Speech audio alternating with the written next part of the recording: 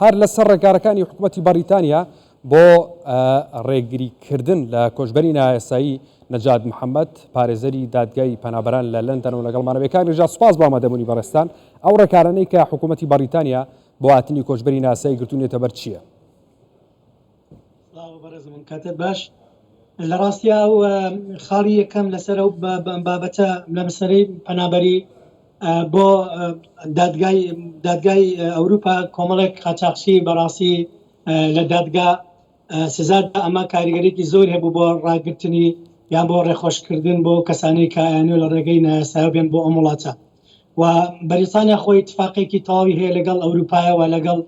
تورکیاشکە بەڕێستان ئاماژەت پێی کرد بۆ ئەمە پێویستە ئەم ڕێیاسایانە بگرێنە بەر بۆ ئەوەی کە چیتر کۆچبەر نەگاتە بەریتانیا بە شێوازێکی نایاسایی و کە ژیانیان بکرێتە مەترسیەوە. بۆ ئەم بابەتش بەدیل بۆ ئەمە زیاتر فۆکسیان خستەرەوەی کە خەڵ بە ڤیزەی گەشتیاری بگاتە وڵاتە بۆی بتوانێت وڵاتە ببینیان لە مەسلەی ڤیزەی خوێندن یا لە بابەتەکانی کەی کە ڤیزە ئیستثمار و ئەوانە ئێستا ئەو دەرگایانەی کردوێتەوە بۆی خەڵکی پەنانەبا بۆ پەنابەری بگاتە ئەم وڵاتە و بۆ مەسلەی پەنابەر ئەو یاسایانی کە پەنابەر لە بەریتانیا تووشی کێشە هاتوون زیاتر ئەوەیە کە بەریتانیا و هۆمۆفیس وەزارەی ناوخۆ فۆکس دەخاتە سەر کەیسەکان ئەو کەسانی کە هاتوون داوای پەنابەریان کردووە پێویستە لەسەر کەیسەکانیان زیاتر لە کۆڵنەوە بکرێ و قەراری لەگەسی بۆ ئەم کەسانە تا ئێستاکە ئەوە 10 ساڵە نەدراوە قەراری لەگەسی واتە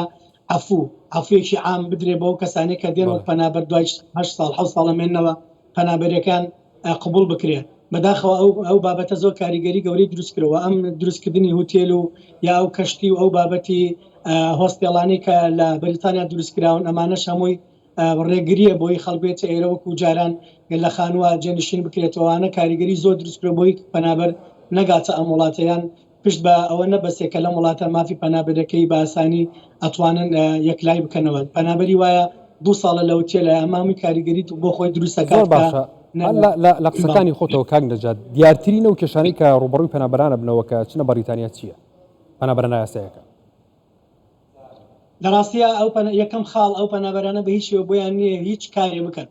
ئەمە کارێکی زۆر گەورەیە کابراسێکی بۆ نمونە لەوانەیە لە وڵاتی خۆی گەورەترین بڕوانامە هەبێت دکتۆرە هەبێ ماستەری هەبێت لەم وڵاتە ئەو مافەی نییە کار بکات تا ئەو کاتێک کەیسەکەی کلابێتەوە و مەسئلەی دوبلین قەرارەتی دوبلین تا ئێستاکە بەریتانیا ئەندامێکە لەو بڕیارە چکە بەریتانیا ئەگەر لە ئەوروپا دەرچوایە دەرەوە بۆ هەتاتایی لە مەسەلەی هیومەن ڕایت لە مەسەلەی دوبلین ئەو قەرارە شملی نەکردایە بۆ پەنابەر لەوانەیە کە ئاسانتر بووە لێرە بمایەوە بەڵام تا ئێستاکە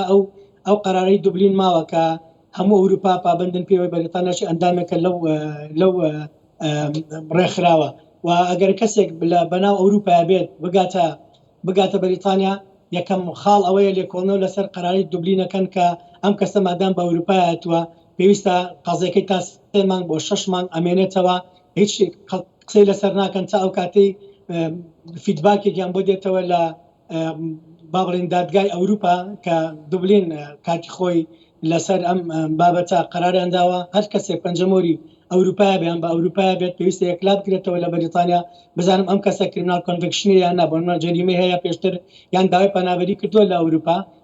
بۆ وڵاتی سێم ئەینێرنەوە بۆ ئەوروپای نێرنەوە ئەوروپاش ئەو کاتاگەر زۆر باشە کەیسەکەی نەکردێتەوە نێرنەوە بۆ وڵاتی خۆی. باشە کاک نەجات پرسی ناردنی پەنابەرە نایاساییەکان بۆ ڕواندا چی بەسەر هات؟ ئەم پرسە تا چەند کاریگەری هەبوو لەسەر کەمکردەوەی کۆچبەری نایاسایی بەرەو بەریتانیا؟ بەڕاستیان پێشتریش ئاماژەم بۆ کرد چەند ڕۆژە پێش ئەوەی کە بڕارەکەش ڕابگیرێ بۆ ڕواندا هەر لێکێ لە کەناڵ ئاسمانەکان من چاپێکوتنم هەبوو لەسەر بابەتە مەسەلەی ڕواندا مەسەلەیەکی بەڕاستی سەخت و قورسە بۆ ئەوەی کە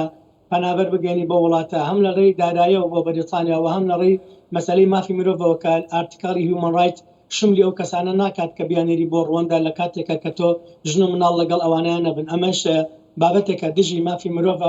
لەو ئارتیکاڵانەی کە لە یاسای نێودەوڵەتی مافی مرۆڤ دەرچووە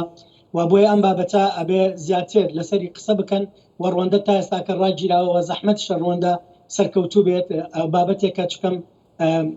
ئەوروپا داوای کرد 2 ساڵ پێش تاکە لە بەریتانیا ئەگەر خۆتان نەتوانن یاسایەک ئارتیکاڵێکی یاسایی دەربکەن کە دژی مافی مرۆڤ نەبێت ئەو کاتە ئێمە لێکۆڵینەوە لەسەرەکەن ئەو کاتە بڕای لەسەر دێن کە ئەم بابەتی کۆچبەر بچێتە ڕواندا تا چی ڕادەیەک دژی مافی مرۆڤ یان نا. بۆیان بابەتە تا ئێستاکە باڵواسلاوی ماوەتەوە لەگەڵ قەراراتی دادگای ئەوروپا وزایدن قراراتی دادگای ناوخۆی بریتانیا بە ئۆمۆفیسەوە. زۆر باشە، هیچ بڕیارێکی تر هەیە بۆ 2024 کە ڕێژەی کۆچبەری ناسایی بەرەو بەریتانیا کەم ببێتەوە؟ لە ئێستا لە ڕاستیە ئیشیان بۆ کردووە لە 2022 ئەگەر بچنە سەر و قرااراتانەی وەزاری ناوخۆ لە دیسەمبەرە لە مانگی 12 وتێمە تا کۆتایی مانگی 2023 کارێکی واکەین کە کۆچبەر ئەو کۆچبەرانەی کە ئەو داتایی کە لە ئەوان بوو کە باسییان کردووەگە بچنە سەر وەبسایتەکەشیان باسێکە کە 300,000 لە 300,000 خەڵکە ڕووی کردو لە وڵاتە لە خلال ساڵێکە ئەمە کۆچبەر تەنها کورد نییە، هەموو وڵاتانی کاگرێتەوە ئەفریقای ڕۆژهڵاتی ناوڕاست بەگشتی هەموو وڵاتەکان. بۆیە ئەوان لە ئێستا پاکێجێکیان داناوە لە چواری 12 2023 باسێکا وەزاری ناوخۆی بەریتانیا ئەڵێمە ئەو 300,000 کۆچبەرە ئەگەینە ڕێژەیەکە ڕێژەکەی زۆر لەو کەمتر بێ بە هەموو هەوڵێکی خۆمان کە بیگەین لە 160 کەمیکەینەوە ئەو کۆچبەرە. بەڵێ بەڕێز نەجاد محەممەد پارێزەری دادگای پەنابەران لە لەندەنەوە لەگەڵ مابووی سوپاس بۆ ئامادەبوونی بەڕێستان.